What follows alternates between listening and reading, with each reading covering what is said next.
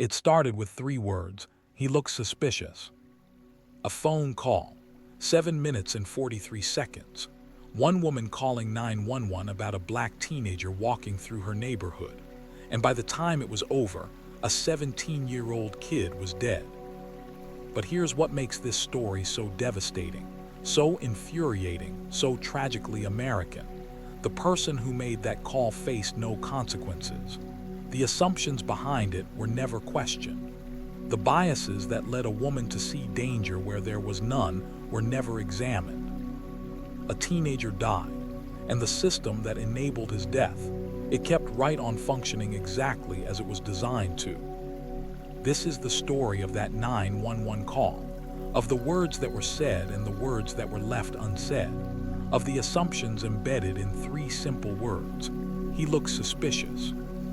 This is about how perception becomes reality, how fear becomes justification, how bias becomes deadly.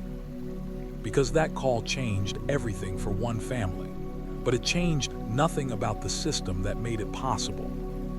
And until we understand what happened in those 7 minutes and 43 seconds, it's going to keep happening, over and over and over again. So let's break it down, word by word, second by second. Let's examine what was really being said when a woman called 911 about a teenager whose only crime was existing while black. February 26, 2023, a Sunday evening around 7:15 p.m. The sun is setting in Riverside Oaks, an affluent suburban community about 30 miles outside of Atlanta. It's one of those neighborhoods with gates and security cameras and HOA rules about what color you can paint your mailbox. Median home price, $450,000. Median income, $115,000. Demographics, 82% white, 9% Asian, 6% Latino, 3% black. It's the kind of neighborhood where people move to feel safe, where they pay premium prices for that safety, where anything that disrupts the carefully maintained sense of security is treated as a threat. On this particular Sunday evening, a woman named Carol Henderson is in her kitchen making dinner. She's 47 years old, real estate agent, married, 2 kids in college. She's lived in Riverside Oaks for 12 years. She's on the HOA board. She organizes the neighborhood watch meetings. She looks out her kitchen window and sees a teenager walking down the sidewalk. He's black. He's wearing a hoodie, jeans, and sneakers. He's carrying a backpack. He's walking at a normal pace, looking at his phone, just walking. And Carol Henderson picks up her phone and calls 911. Now I want you to listen to this call.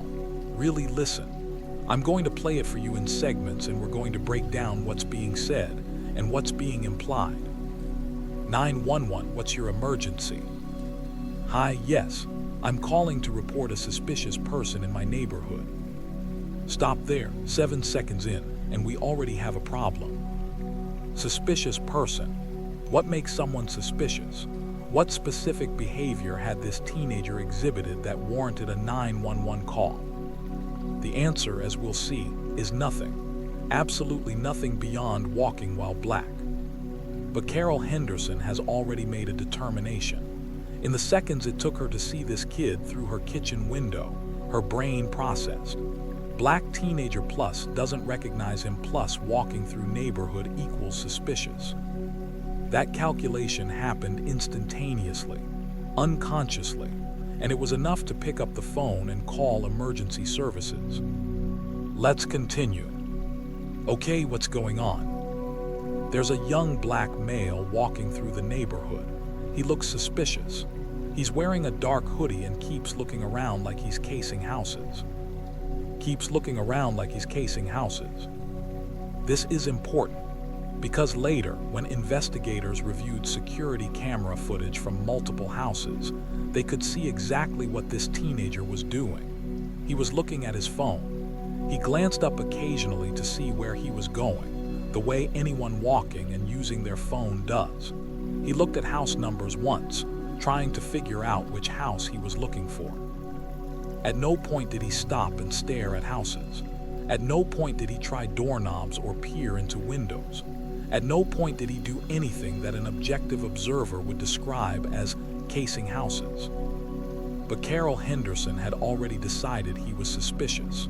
So his completely normal behavior, looking around while walking, became evidence of criminal intent. This is called confirmation bias. Once you've decided someone is a threat, everything they do confirms that belief. What's he doing right now? He's just walking, but he doesn't belong here. I've never seen him before. He's definitely not from this neighborhood. He doesn't belong here. Think about that phrase. What does it mean to belong in a neighborhood? Do you have to own property there, live there, be visiting someone? Or do you just have to look like the other people who live there? Because what Carol Henderson is really saying is, he doesn't look like he belongs here. He's black in a predominantly white neighborhood, and that's enough to make him not belong. Has he done anything threatening?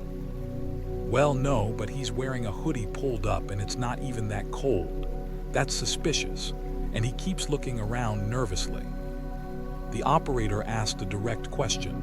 Has he done anything threatening? And Carol's answer is no. But then she immediately tries to justify the call anyway. He's wearing a hoodie. He's looking around nervously, which we know from the video footage he wasn't. He just existed in a way that made her uncomfortable. What's your name and address, ma'am? Carol Henderson, 4782 Maple Ridge Drive. Can you send someone? I don't feel safe with him walking around out there. I don't feel safe. This is the key. Carol Henderson's feelings, her subjective sense of fear based on nothing but the sight of a black teenager, are now justification for police intervention. She doesn't feel safe, not because anything has happened, not because she's been threatened, not because any crime has been committed, but because she saw a black kid in her neighborhood and her brain told her, danger. And the system validates that feeling, treats it as legitimate, sends armed officers in response to it. Ma'am, I need to know if he's doing anything illegal right now.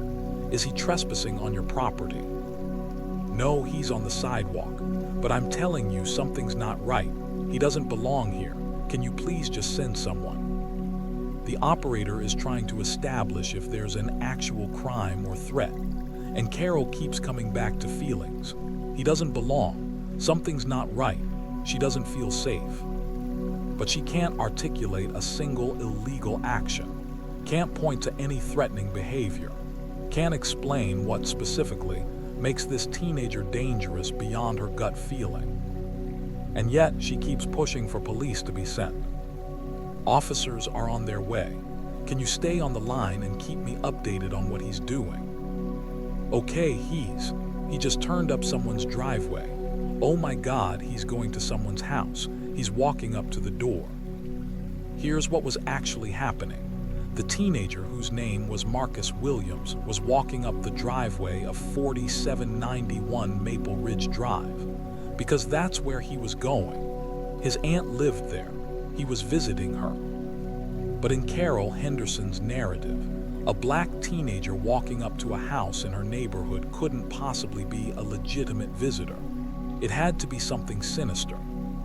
He's at the front door. Okay, someone opened the door. A woman, they're talking. Oh, it looks like she knows him. He's going inside. There's a pause here. A moment where Carol Henderson realizes that maybe, possibly, this teenager wasn't a threat after all. That maybe he had a perfectly good reason to be in the neighborhood. But she doesn't apologize, doesn't acknowledge that she might have overreacted, just, it looks like she knows him. So it appears he was visiting someone. I guess so, but how was I supposed to know that? He looked suspicious. How was I supposed to know that? Here's a thought. You could have not assumed he was a criminal. You could have recognized that people of all races visit this neighborhood. You could have not called the police on a teenager who was literally just walking. But Carol Henderson doesn't see it that way. In her mind, she did the right thing. She saw something suspicious and she reported it. The fact that she was completely wrong, that she racially profiled an innocent kid, that she wasted police resources and traumatized a teenager, none of that registers as her fault. Okay, we still have officers en route. They'll probably want to make contact just to verify everything's okay. All right, thank you. 7 minutes and 43 seconds. That's how long it took for Carol Henderson to racially profile a teenager, call the police on him. Watch him be a completely normal visitor to the neighborhood, and then hang up feeling like she'd done her civic duty. And that's where the story should have ended. An overzealous neighbor makes a bad call. Police arrive, realize there's no threat, and leave. Everyone moves on. But that's not what happened. Officers arrived at 4791 Maple Ridge Drive 4 minutes after Carol Henderson hung up. 2 patrol cars, 4 officers. Marcus Williams had been inside his aunt's house for about 6 minutes. He'd hugged his aunt, Patricia Wilson. They'd been talking about his upcoming college visits. Marcus was a high school senior with a 3.8 GPA, accepted to 3 universities, trying to decide between them. He'd walked to his aunt's house because his mother had dropped him off at a friend's house earlier, and his aunt lived close by, so he figured he'd stop in to see her before his mom picked him up. He'd made this walk dozens of times. Patricia was his mother's younger sister. He'd been visiting her since he was a kid. He belonged in this neighborhood as much as anyone. He just didn't look like he did. When the doorbell rang, Patricia answered it. 2 police officers stood on her porch. "Ma'am, we received a report of a suspicious person in the neighborhood. Is everything all right?" Patricia was confused. "Suspicious person? No, everything's fine. What's this about?" "We had a report of a young black male acting suspiciously. Is there anyone else in the house?" That's when Patricia realized. They were there because of Marcus. Someone had called the police on her nephew for walking to her house. "That's my nephew," she said, her voice tight with anger. "He's visiting me. There's nothing suspicious about it." But the officers weren't satisfied with that explanation. They asked to see Marcus, asked to see his ID, asked what he was doing in the neighborhood. Think about that. A 17-year-old kid is inside his aunt's house, doing nothing wrong, and police are demanding to see his ID and justify his presence. Marcus came to the door. He was scared any black teenager would be when police show up asking questions, but he was polite, respectful, showed them his ID, explained he was visiting his aunt. "Do you have any weapons on you?" one officer asked. "No, sir." "Mind if we search your backpack?" Here's where things get complicated legally. Marcus didn't have to consent to a search. He had Fourth Amendment rights, but he also knew, because he'd had the talk that every black parent gives their children, that refusing could escalate the situation, could make officers suspicious, could get him hurt or killed. So he said yes. Let them search his backpack, which contained textbooks, a notebook, pens, a water bottle, and a bag of chips. No weapons, no drugs, no stolen property, nothing illegal, nothing even remotely suspicious.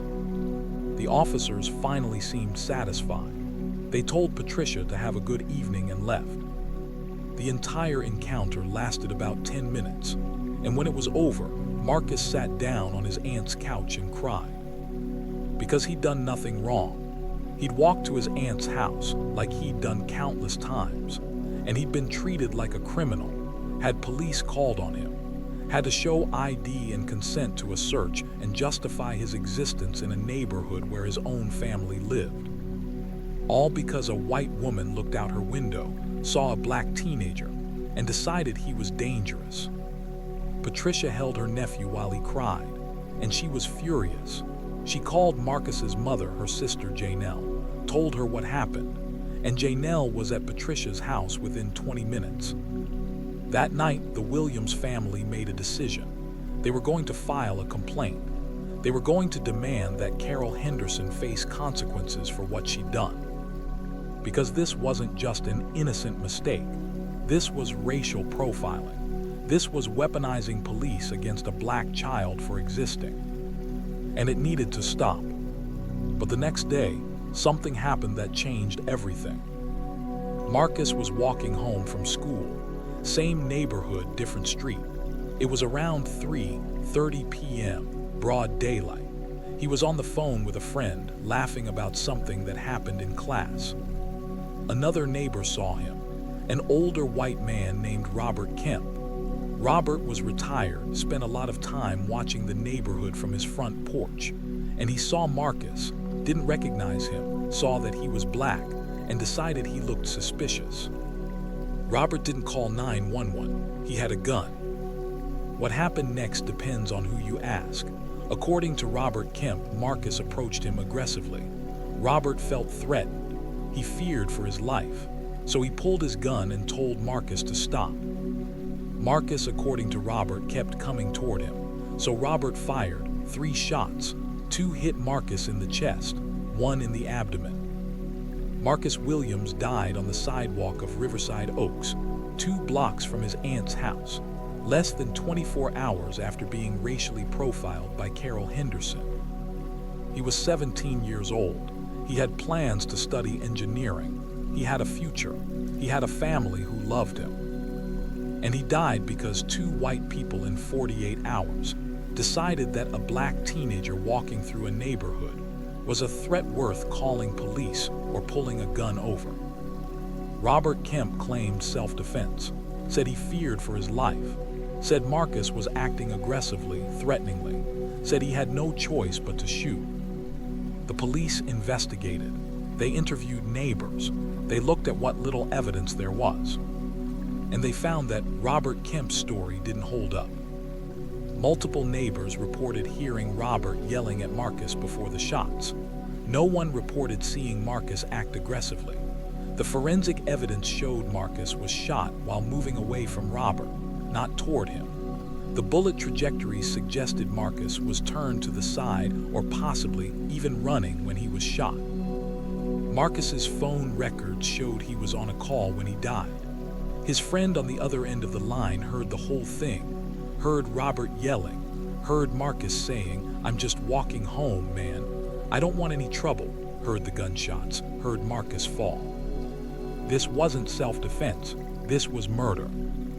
Robert Kemp was arrested and charged with voluntary manslaughter. Not murder, manslaughter. Because the district attorney bought the argument that even if Robert was wrong about being threatened, he genuinely believed he was in danger. Georgia's stand your ground. Law protects people who use deadly force if they reasonably believe they're facing imminent threat of death or serious injury. The key word is reasonably.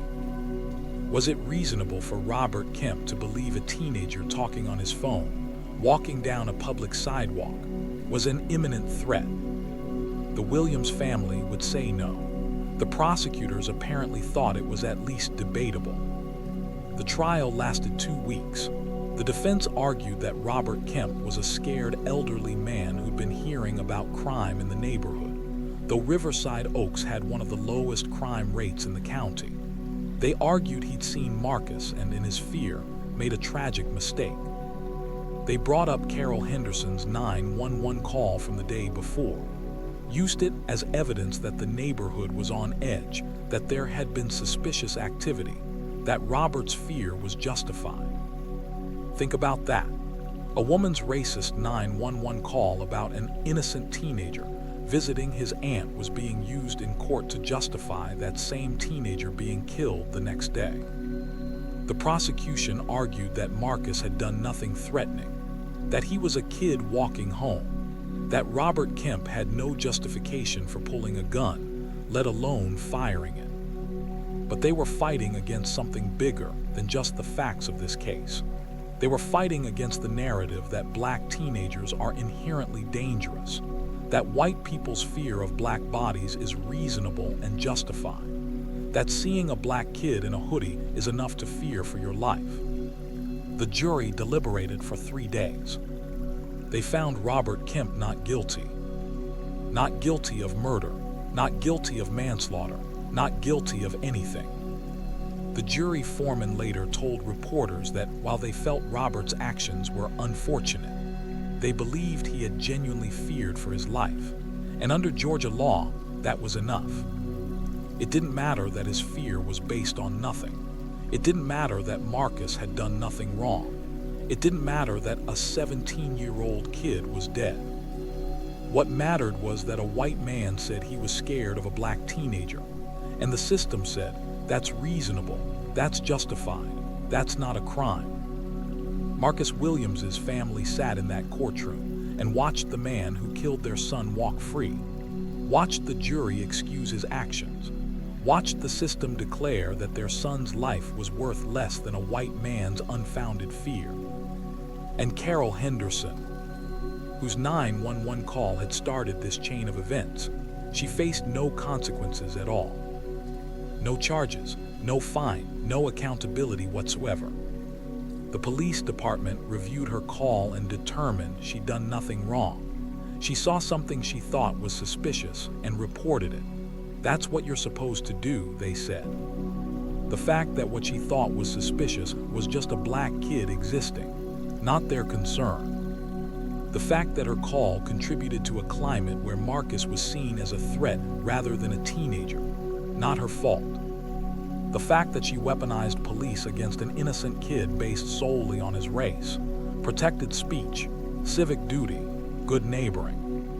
Carol Henderson gave one interview to a local news station. She said she felt terrible about what happened to Marcus, said she never could have imagined it would lead to this, said she was just trying to keep her neighborhood safe.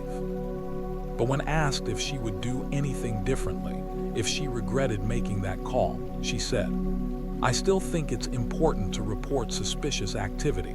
I can't be held responsible for what someone else did. And legally, she's right. She didn't kill Marcus Williams. Robert Kemp did that. But morally, she bears responsibility.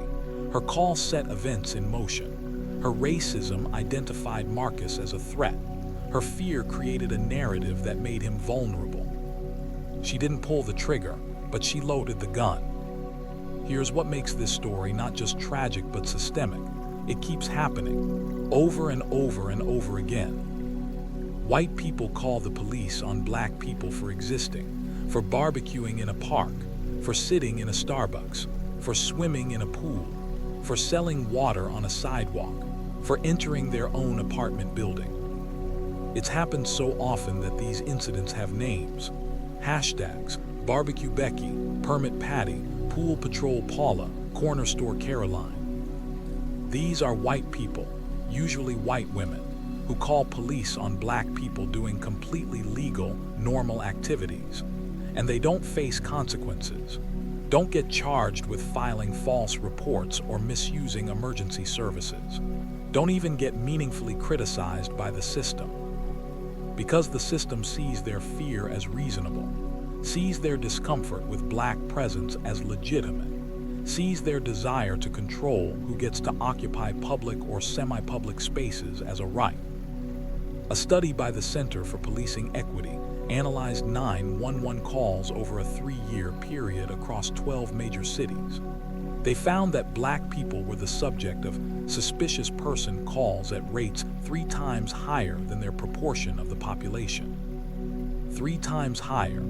And when researchers controlled for crime rates, income levels, and other factors, the disparity remained, meaning it wasn't about actual crime or danger, it was about perception, about who gets seen as suspicious regardless of what they're actually doing. Another study by researchers at UCLA looked at what happened after these 911 calls. They found that encounters initiated by suspicious person calls were significantly more likely to escalate to use of force when the subject was black, not because black subjects were more likely to resist or be aggressive, but because officers approached these encounters already primed to see threat. When you respond to a call about a suspicious black male, you're arriving with assumptions, with expectations, with your hand near your weapon. Even when the person has done nothing wrong, the framework of the call, suspicious, potentially dangerous, shapes the encounter. This is how Tamir Rice, a 12-year-old playing with a toy gun in a park, was shot and killed within 2 seconds of police arriving. The 911 caller had said there was someone with a gun, mentioned it might be a kid and the gun might be fake, but that context was lost. Officers arrived expecting danger, and a child died. This is how Elijah McClain, a 23-year-old walking home from a store, died after being put in a chokehold by police who responded to a 911 call about a suspicious person in a ski mask. Elijah had been wearing a ski mask because he was anemic and got cold easily. He died begging for his life, saying, "I can't breathe." This is how Adediana Jefferson, a 28-year-old woman, was shot and killed in her own home by police responding to a welfare check called in by a concerned neighbor who saw her door open. The officer didn't announce himself, didn't identify as police, just shot through her window when he saw movement inside. The list goes on and on and on. And it starts with calls like Carol Henderson's, with people who see black bodies in spaces they've decided black people don't belong, and who use police as a tool to remove them. This is what we mean when we talk about weaponizing police. These callers aren't necessarily calling because they think a crime is being committed. They're calling because they want black people gone. They want them questioned, searched, made uncomfortable, reminded that they're being watched and don't belong. And the system facilitates this, takes these calls seriously, sends armed officers in response, treats the caller's subjective fear as objective reality. Dr. Philip Atiba Goff, a psychologist who studies racial bias in policing, explains it this way. When we allow people to call 911 based purely on their feelings, "I don't feel safe," something seems off, without requiring any objective basis for those feelings. We're essentially deputizing citizens to enforce their racial biases through the police. We're giving their fear the power of law enforcement. And when that fear is rooted in racism, we're giving racism the power of law enforcement. That's what happened to Marcus Williams. Carol Henderson's racism was given the power of law enforcement. And less than 24 hours later, Robert Kemp's racism was given the power of a gun. And Marcus died because 2 people saw him as a threat based solely on his race. Because the system validated that perception. Because no one thought to ask, wait, what has this kid actually done wrong? So what do we do about this? How do we stop this pattern from continuing? First, we need consequences for false or racially motivated 911 calls. If you call police on someone and it turns out they were doing nothing wrong, nothing illegal, nothing even remotely suspicious beyond existing while black, there should be consequences. Some cities have started implementing this. Seattle passed an ordinance making it a civil rights violation to call 911 based on someone's race. San Francisco and New York have similar laws. You can be fined or even face criminal charges for racially motivated 911 calls. But these laws are rare. Most places, you can call police on someone for no reason and face no accountability. Second, 911 operators need better training to screen these calls. The operator who took Carol Henderson's call did try to establish if Marcus was actually doing anything illegal. But when Carol kept insisting she felt unsafe, the operator dispatched officers anyway. Operators should be empowered to say, "Ma'am, what you're describing, a person walking down a public sidewalk, is not illegal and doesn't constitute an emergency. If they commit a crime, call back." Will some callers be upset by this? Absolutely. Will some complain about operators not taking them seriously? Yes. But that's better than sending armed officers to confront innocent people based on nothing but a caller's racial bias. Third, we need to address stand your ground laws. These laws were sold as protecting people's right to defend themselves. But in practice, they disproportionately protect white people who kill black people. A study by the American Bar Association found that in stand your ground states, White people who kill black people are 350% more likely to be found justified than when the races are reversed. White shooters claiming self-defense against black victims are successful 73% of the time. Black shooters claiming self-defense against white victims are successful 15% of the time. The law is being applied unevenly, and it's getting black people killed. When we allow people to claim they feared for their life based purely on subjective feeling, without requiring objective evidence of threat, we're essentially saying, your fear matters more than their life. And when that fear is rooted in racial bias, we're saying, racism is a legitimate reason to kill. That's not self-defense, that's legalized lynching. Fourth, we need to examine our own biases, all of us, because Carol Henderson probably doesn't think of herself as racist. She probably has black colleagues, watches black actors on TV, voted for Obama. She probably thinks of herself as a good person who was just concerned about her neighborhood. But implicit bias doesn't require conscious racism. It's the unconscious associations we all carry about who is dangerous and who is safe, who belongs and who doesn't, who gets the benefit of the doubt and who gets suspicion. And until we're willing to examine those biases, to question our gut reactions, to ask ourselves, why do I feel threatened by this person? We're going to keep seeing threats where there are none. Finally, we need to change the narrative. We need to stop treating white fear as rational and black existence as suspicious. We need to stop validating the idea that black people, especially black men and boys, are inherently dangerous. Because that narrative kills. It killed Marcus Williams. It's killed Trayvon Martin and Tamir Rice and Jordan Davis and countless others. It kills through police violence and vigilante violence and a legal system that excuses that violence as reasonable fear. The Williams family started a foundation in Marcus's name. They go to schools and community centers and talk about racial bias. They share Marcus's story. They teach young people, especially black young people, how to stay safe in a world that sees them as threats. But they shouldn't have to do that. Teenagers shouldn't have to learn special protocols for walking down the street. Shouldn't have to worry that visiting family will get police called on them. Shouldn't have to fear that someone's bias will get them killed. That's not normal. That's not acceptable. That's not the world we should be creating. It started with 3 words. He looks suspicious. 3 words that revealed more about the speaker than the subject. 3 words rooted in bias, in fear, in the assumption that black bodies in certain spaces are inherently threatening. 3 words that set off a chain of events, ending in a 17-year-old's death. And the thing that makes this story so devastating isn't just what happened to Marcus Williams. It's that it keeps happening.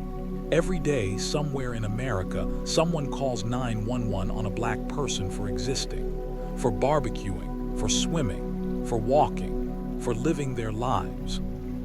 And most of the time, thankfully, it doesn't end in death, but it ends in humiliation, in trauma, in the message that you don't belong, that you're being watched, that your mere presence is suspicious. That call changed everything for the Williams family. They lost their son, their nephew, their future engineer. They lost his laugh and his dreams and all the moments they'll never have with him. But it changed nothing about the system. Carol Henderson faced no consequences. Robert Kemp walked free. The laws that enabled Marcus's death remain in place.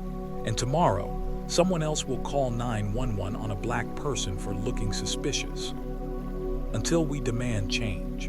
Until we hold people accountable, until we examine our biases and reform our laws and refuse to accept that racism masquerading as fear is reasonable. Until we say, no, this stops now.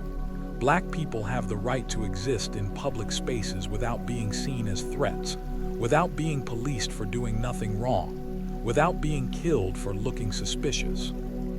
Marcus Williams should be alive, should be in college right now.